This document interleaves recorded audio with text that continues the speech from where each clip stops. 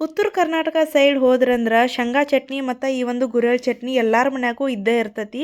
ರೊಟ್ಟಿ ಜೊತೆ ಆಗಿರ್ಬೋದು, ಅನ್ನದ ಜೊತೆ ಆಗಿರ್ಬೋದು, ಒಂದು ಒಳ್ಳೆ ಕಾಂಬಿನೇಷನ್ ಆಗಿರುತ್ತೆ. ಬನ್ನಿ ಇದನ್ನು ಗುರೆಳ್ ಚಟ್ನಿನ ಯಾವ ರೀತಿ ಮಾಡೋದಂತ ಈ ಒಂದು ವಿಡಿಯೋದಲ್ಲಿ ನೋಡ್ಕೊಂಡು ಬರೋಣ.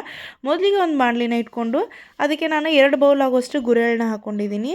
ಅದನ್ನು ಚೆನ್ನಾಗಿ ಮೀಡಿಯಮ್ ಟು ಲೋ ಫ್ಲೇಮ್ ಇಟ್ಕೊಂಡು ಚೆನ್ನಾಗಿ ಫ್ರೈ ಮಾಡ್ಕೊಳ್ಳೋಣ. ಯಾವುದೇ ರೀತಿ ಈ ಸೌಟನ್ನ ನಿಲ್ಲಿಸೋದು ಆ ಥರ ಎಲ್ಲ ಮಾಡೋ ಹಾಗಿಲ್ಲ, ಇಲ್ಲಾಂದರೆ ಬೇಗನೆ ಹೊತ್ತೋಗೋ ಚಾನ್ಸ್ ಇರುತ್ತೆ.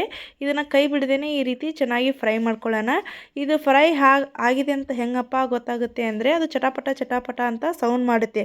ಅದು ಚಟಪಟ ಚಟಪಟ ಅಂತ ಸೌಂಡ್ ಮಾಡುವಾಗ ಒಂದು 30 ಸೆಕೆಂಡ್ ಹುರ್ಕೊಳ್ಳೋಣ. ನಂತರ ಅದನ್ನು ತೆಗೆದು ಸೈಡಲ್ಲಿ ಇಟ್ಕೊಂಡ್ಬಿಡೋಣ. ಇವಾಗ ನಾನು ಚಟಪಟ ಅಂತ ಸೌಂಡ್ ಆಗಿದೆ, ಅದನ್ನು ಸೈಡಲ್ಲಿ ಎತ್ತಿಟ್ಕೊಂಡಿದ್ದೀನಿ. ಅದೇ ಬಾಣಲಿಗೆ ಒಂದು 2 ಸ್ಪೂನ್ ಆಗುವಷ್ಟು ಎಣ್ಣೆನ ಹಾಕ್ಕೊಂಡು ಒಂದು 8 ರಿಂದ 10 ಬೆಳ್ಳುಳ್ಳಿ ಹೆಸರು, 1 ಸ್ಪೂನ್ ಆಗುವಷ್ಟು ಜೀರಿಗೆ, ಅರಿಶಿನ ಪುಡಿ, ಹಾಗೆ ಒಂದು 2 ಸ್ಪೂನ್ ಆಗುವಷ್ಟು ಚಿಲ್ಲಿ ಪೌಡರ್ನ ಹಾಕ್ಕೊಂಡು ಅದೇ ಎಣ್ಣೆಯಲ್ಲಿ ಚೆನ್ನಾಗಿ ಫ್ರೈ ಮಾಡ್ಕೊಳ್ಳೋಣ. ಈ ರೀತಿ ಎಣ್ಣೆಯಲ್ಲಿ ಫ್ರೈ ಮಾಡ್ಕೊಂಡು ಗುರೆಳ್ ಚಟ್ನಿ ಮಾಡ್ಕೊಳ್ಳೋದ್ರಿಂದ ಒಂದು ಒಳ್ಳೆ ಘಮ ಬರುತ್ತೆ, ಹಾಗೆ ಒಂದು ಟೇಸ್ಟ್ ಕೂಡ ಅಷ್ಟೇ ಚೆನ್ನಾಗಿರುತ್ತೆ. ಒಂದು ಅರ್ಧ ಸ್ಪೂನ್ ಆಗೋಷ್ಟು ಬೆಲ್ಲ, ಒಂದು ಸ್ವಲ್ಪ ಹುಣಸೆಹಣ್ಣು ಹಾಕ್ಕೊಂಡಿದ್ದೀನಿ. ಟೇಸ್ಟ್ ತುಂಬಾ ಚೆನ್ನಾಗಿ ಬರುತ್ತೆ ಬೆಲ್ಲ ಮತ್ತು ಹುಣಸೆಹಣ್ಣು ಹಾಕ್ಕೊಳ್ಳೋದ್ರಿಂದ.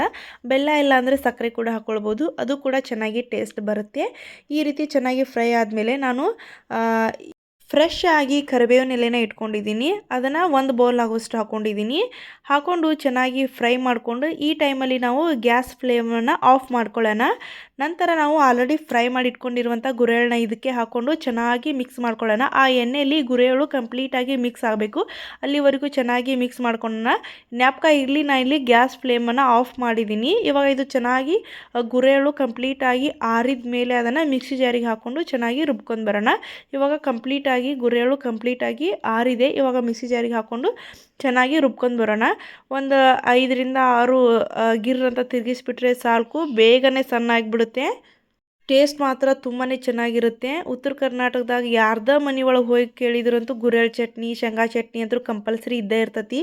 ಮನ್ಯಾಗ ಟ್ರೈ ಮಾಡಿ ಹೇಳಿ ಹೆಂಗೆ ಬಂತಂತೇಳಿ. ಈ ಟೈಮಲ್ಲಿ ನಿಮ್ಗೆ ಏನಾದರೂ ಖಾರ ಕಡಿಮೆ ಅನ್ನಿಸ್ತಂದರೆ ಖಾರ ಈ ಟೈಮಲ್ಲಿ ಕೂಡ ಹಾಕ್ಕೊಳ್ಬೋದು. ಇಷ್ಟ ಆದರೆ ಒಂದು ಲೈಕ್ ಮಾಡಿ, ಕಮೆಂಟ್ ಮಾಡಿ, ಶೇರ್ ಮಾಡಿ ಸ್ನೇಹಿತರೆ. Bye friends.